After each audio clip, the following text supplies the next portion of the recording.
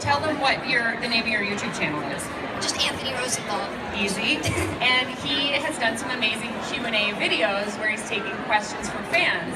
So today, we're gonna open the floor up to questions from you guys. So anything you've ever wanted to know about Anthony, or what it's like to be on Broadway, what it's like to be a kid with a full-time job. And I've got some questions in my back pocket too, if we get off to a slow start. Also, I guess I will just ask the first one, which is, what have you been doing with your time since Falsettos closed? I've just been, it's a lot of free time now, which was weird. Now I'm adapting it to it a little more. I was not feeling too well when it closed, so I was focusing on that a lot, so it felt a little more real later on. So I did a little of that, and I made a couple videos. I did some auditions. I did Trump, an American musical. And yeah, now just an open mind to whatever's happening. Can you guys hear us okay in the back? Okay, awesome. Okay. Feel free to throw your hands in the air if you have any questions. We'll start here, and what we'll do is you ask the question, and then I'll repeat it back so everyone can hear it. Anthony, what is your favorite thing about Falsettos? Where do I even begin? Definitely the people. I mean, I love this show, and just the whole experience was amazing. And of course, you guys are amazing. Yeah. But like, if it wasn't like great people I was working with, the experience would definitely be less. And and I'm seeing them today actually later on, and I'm so excited. And yeah, ever since day one, we just kind of connected. Yeah, I couldn't ask for a better cast or company. It's just amazing. So the album release event is this evening. It's Barnes & Noble. Barnes & Noble. And I don't remember which location it is, but I bet if you Google Falsettos album release, you can find it, and it's a little cast reunion as well. Yeah, very excited. Bill Finn will be there too. And just announced that Christian Borle is going to be there. That was not announced. Yeah, I'm so excited. So he's going to be joining you. Who else has a question? Right here.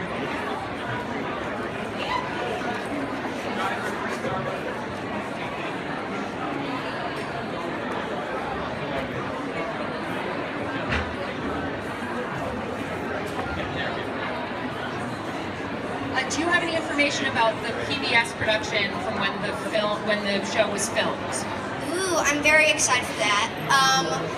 I don't know when it's happening, but I know that it's this year, and it's going to be very exciting. And it was in the process of 2 shows, especially the last one, and it's going to be fun. It's going to be really fun, and it was very interesting. We did some lyric changes.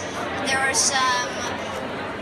was like a crane with the camera in the audience, and like it was on one side of the balcony and on the other for the second show.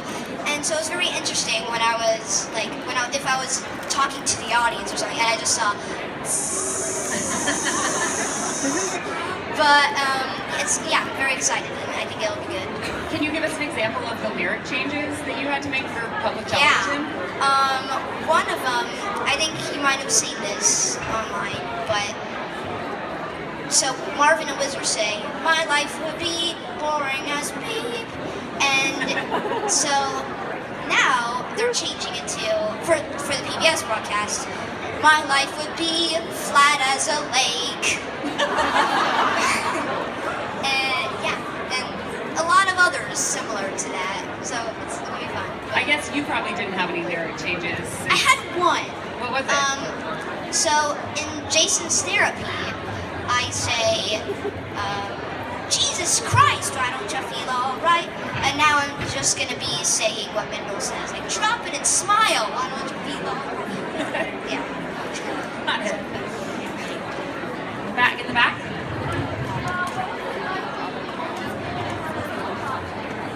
What was it like being the only kid in the rehearsal process? It was very fun, actually.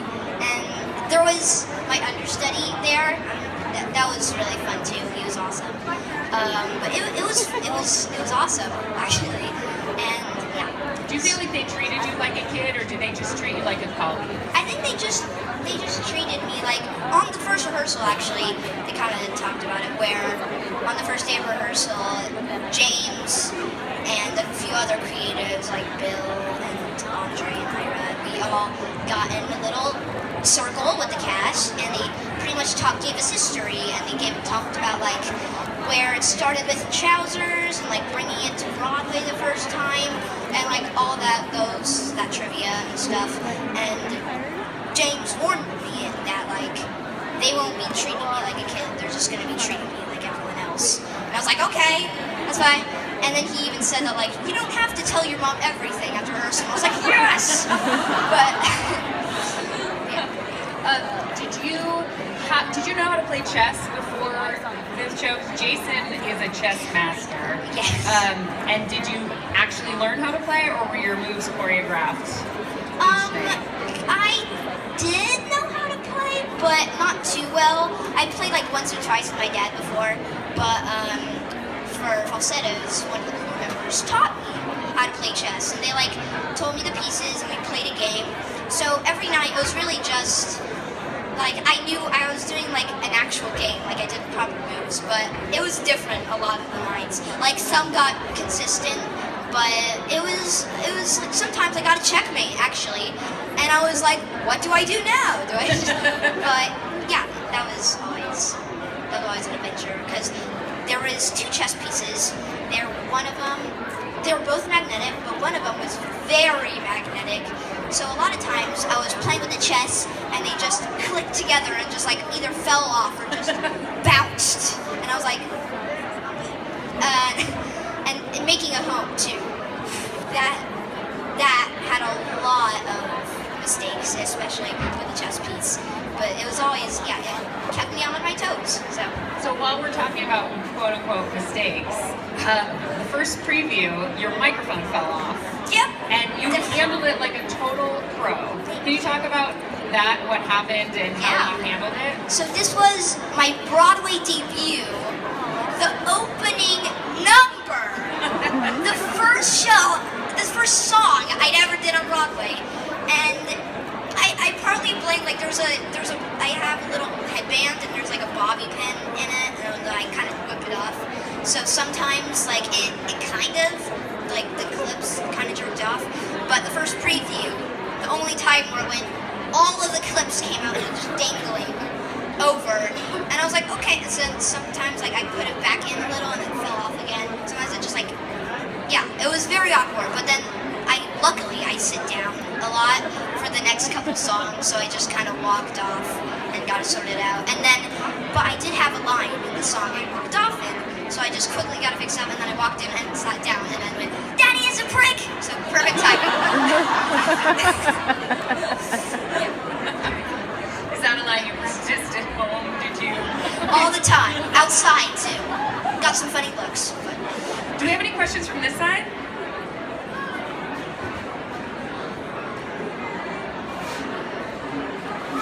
Do you have one specifically memorable moment that stands out from the others from the Falsettos process? There's a lot.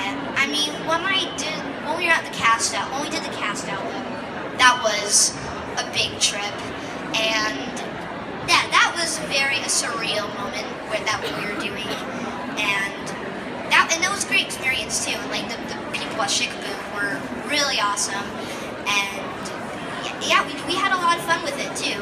And we thought it would be like really serious, and parts were, but overall we had a really fun time, and I'm glad it turned out well. And that was definitely like one of the most like standout day for me. And it was amazing, really, to record cast album.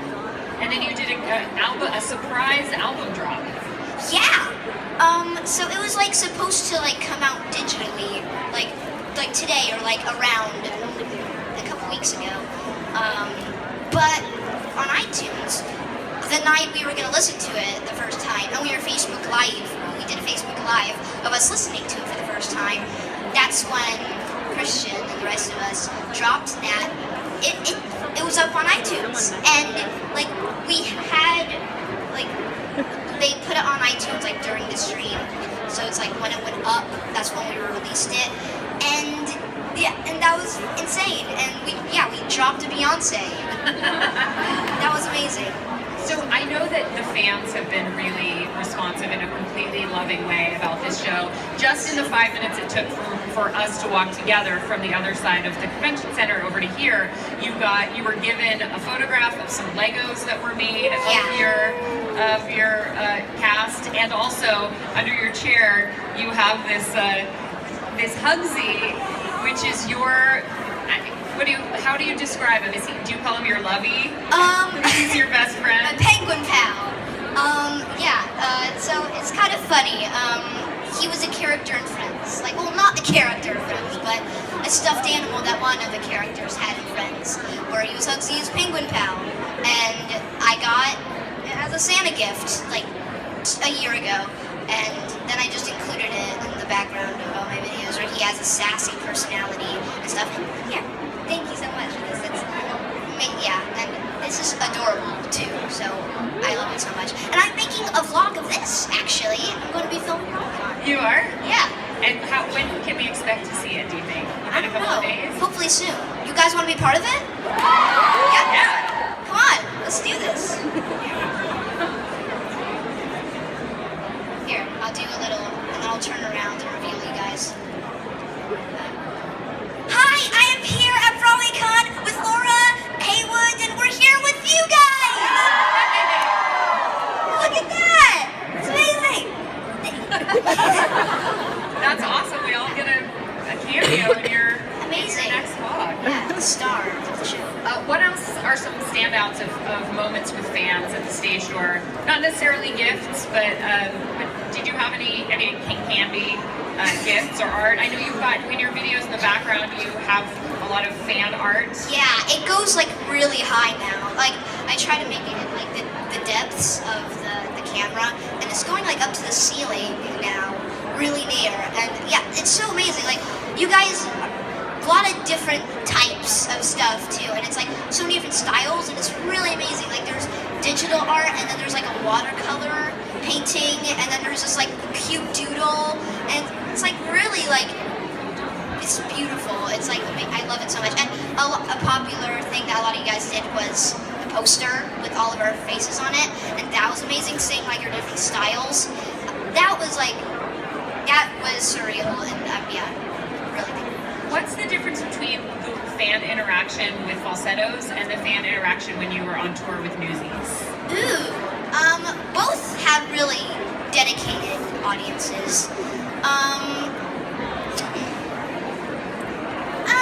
It wasn't that different, although what I love about like different like shows and fans is that you guys have a lot of like of your own inside jokes, and like that, and like people are making friends with Falsettos and being fans of Falsettos, and it was the same for Newsies too, like in different ways. That it's really like amazing to see that like this little show that we put on like have all of these like subgroups, and like yeah, it's really amazing. Hashtag mental eat stir. That's all I gotta say. What did you say? Mental eat stir. That's what does that mean? It's a little inside joke with the fans I just discovered recently. Got it. It's amazing, yeah. Shout out to hashtag mentally stirred. Yeah, you guys blow me away. Do we have any more questions?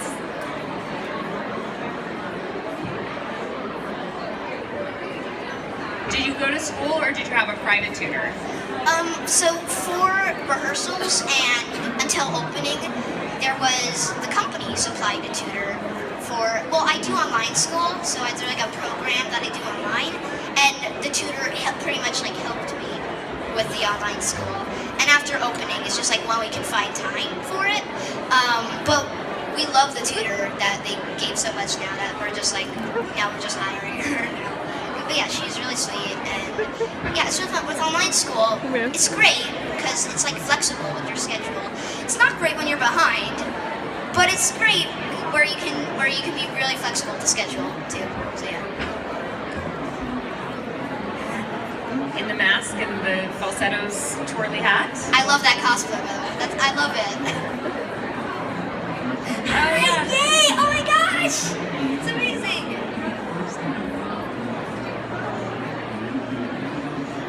What is your favorite song falsettos and your favorite song that someone else sings in falsettos. I think my favorite song that someone else sings is What Would I Do? Because it's just like a beautiful ballad that Bill, yeah, he's amazing.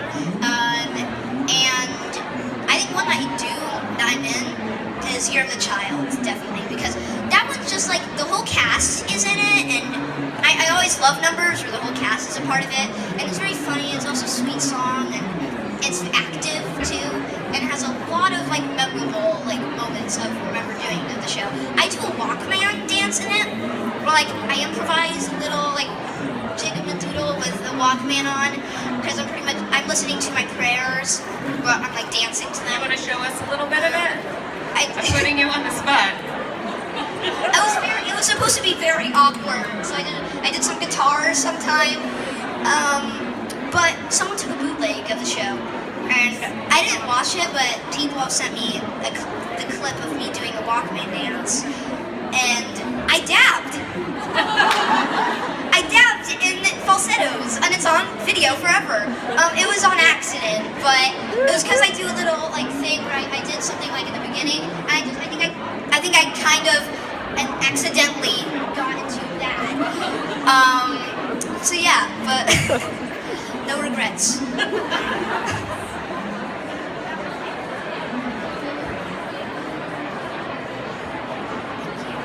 She said she just wants to say that the show changed her life in so many ways, and thank you so much. And I think you speak for a lot of people here when you say that.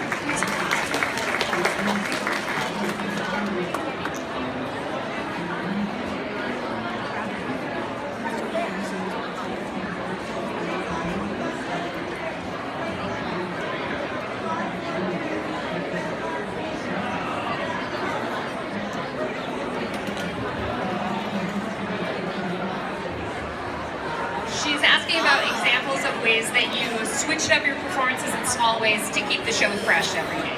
Yeah. I mean, a lot of it was as the show continued. We were finding like our characters more, and read the lyrics. Like we noticed different meanings behind lyrics, so that helped a lot too. But Miracle of Judaism had a couple of those moments too, where I just like the baseball game actually, where it was kind of a fight with James because I always wanted to do something during Wizard's line. I love Jason, but this is not his venue, and so like in previews I used to like play with the dirt and just not pay attention. Because I did that actually when I played t-ball when I was younger. I was really not focused, and I put a glove over my head and I spun around, and I always stayed on my base and the ball went away, and I was like, I never get the ball, but I just do. So, but James was like, just like kind of stay in your place. So then, after Wizard taught me, I would turn my baseball bat upside down and then hold it, and that lasted quite a while with and Trina and then Stephanie and Brandon. Then it was like, Anthony, turn it back around, and then that was cut too. And so then I just tried to have the baseball bat on my shoulder, and I tried to balance it with my chin, and then show it to Trina and Mendel, and that lasted until closing. Woo! Were there any other moments that you feel you pulled from your personal life experience to bring to Jason? Yeah, like it's very, like some of it was just kind of when I was like all fed up with the family, and I just wanted everyone to stop, just get along and stuff. That kind of like got to have fun with that. I mean, baseball was definitely a moment with that. Like when I do the thing before I hit the ball, I always kind of like trying to get prepped. But yeah, I mean, Jason like can be very different, but you can also relate to it in a lot of ways too. So I think just in all, just the way it was kind of fun to just be him.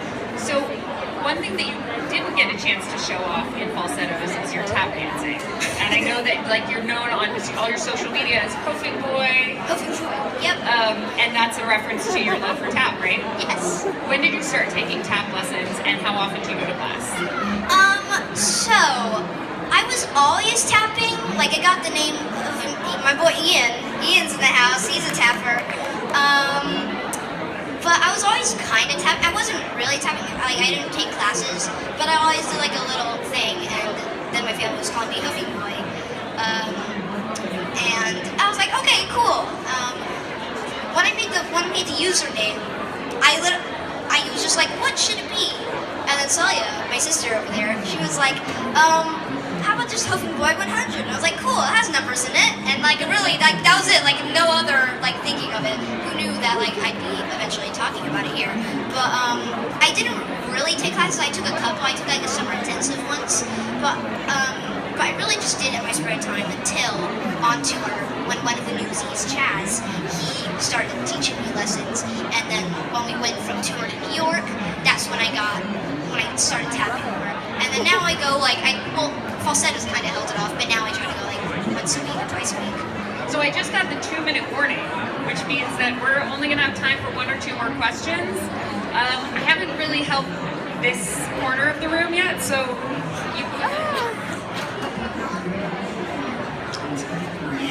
the question was Stephanie J. Block or Christian Borle. I don't really know what the context of the question is or whether that's a fair question, but why don't you give us one thing you love about each of them? I mean, each person has I have a lot of great memories with.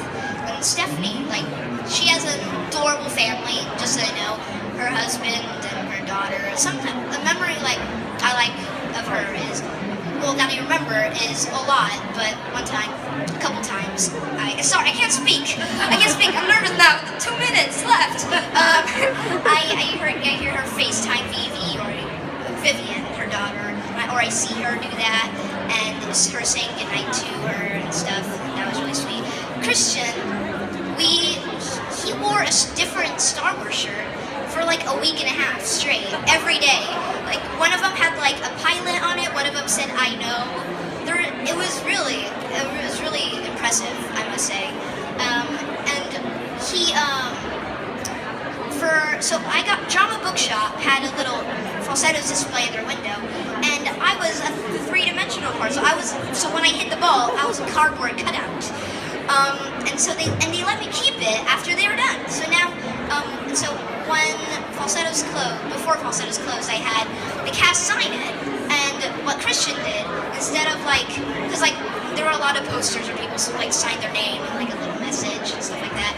And what Christian did was he went to the back of it and he drew a picture of Batman. And he had the message be from Batman. And it was actually really good. He's actually a pretty good drawer. And now he's in my house forever behind our globe. And he freaks us out all the time when we're like, oh, yeah! When we just see someone behind the globe. But yeah, that's great. So we are out of time, but I'm going to ask the last question, which is, you have 100 videos on your YouTube channel.